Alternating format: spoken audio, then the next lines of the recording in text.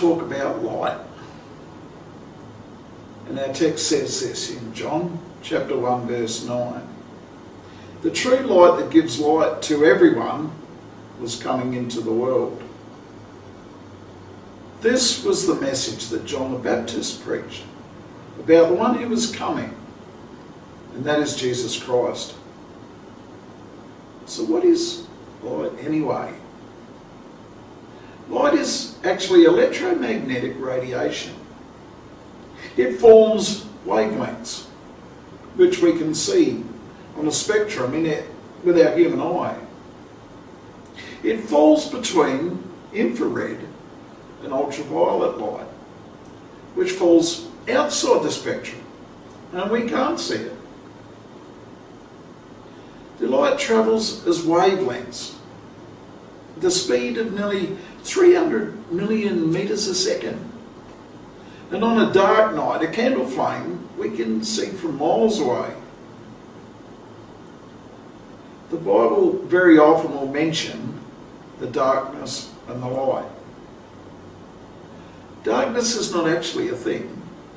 It is only that place where the light that we can see doesn't exist. So it's essentially a place where we can't see anything. It doesn't mean there's not anything there. In the creation story in Genesis, the first thing God created was light. Because before that was only, darkness and nothing, if you like. So all light that exists has a source or a place where it was generated from. And it takes power or energy of some sort to create light. When John the Gospel writer talks about Jesus being the light of the world, he's talking about someone who has come from a source of power into a dark world to show people the way to salvation. In 1 John chapter 1 verse 5, this is the message we have heard from him and declare to you. God is light. In him there is no darkness at all. Jesus has also told us that the power he has at its source life for us too, and life everlasting. We can imagine then that Jesus also told us that the power he has comes from God. We can imagine then that Jesus has come to us from a source of power to light the way so that we can all follow him back to the source of power. We ourselves don't know where that source of power is at all.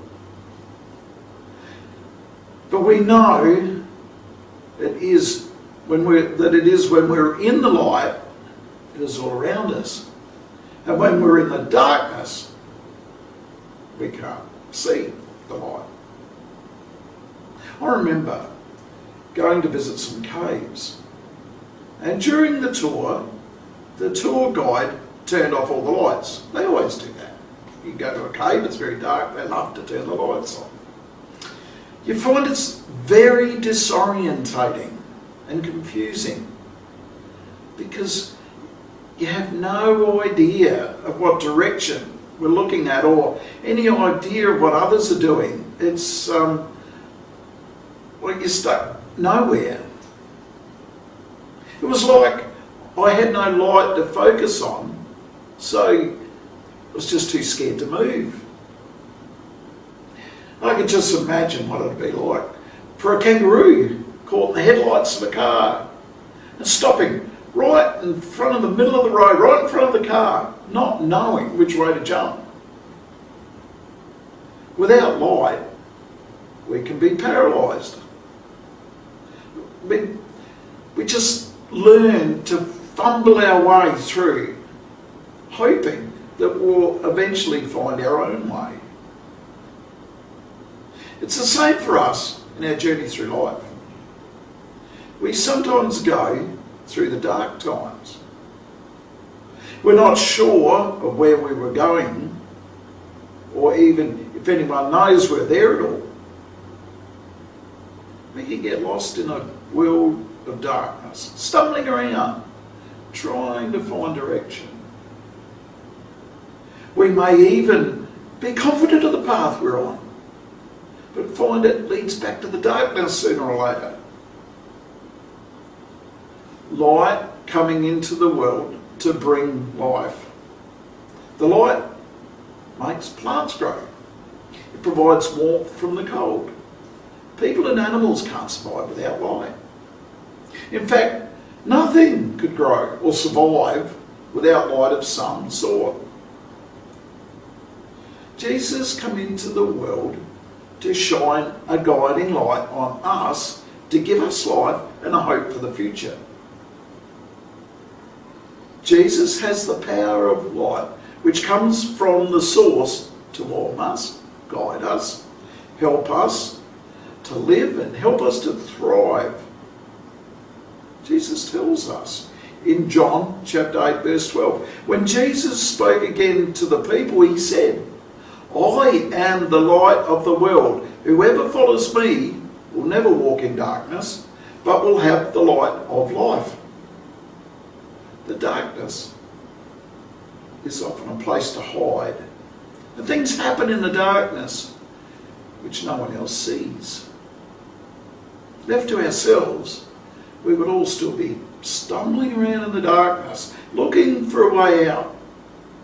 But if there is no light, there's also nowhere to go. Just imagine this. Lost in the bush at night. It's too dark to see. Turning around, you see a light shimmering in the distance. What direction would you take? You would head to the light, of course, because that's the best option. If you see a light at night, the first thought would be, is there something at the light source?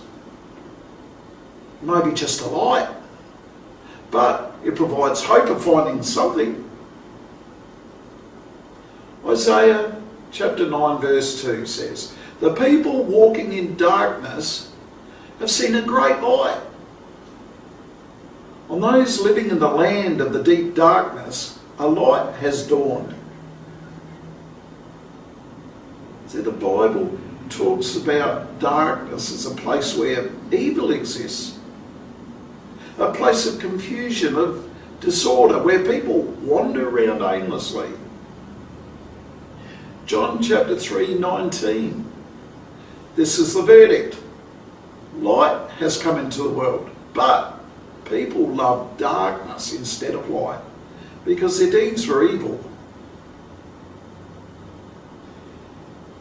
Everyone who does evil hates the light. It will not come into the light for fear that their deeds will be exposed. We all forget that God can see everything, and he also sees the deeds that people do. We as humans see a limited amount across the spectrum with our own eyes, but the whole spectrum lies open before God. There's so many different types of light that make up the spectrum, but our own eyes can only see a very small part of them. So many things around us that we can't see. So many things we can't explain.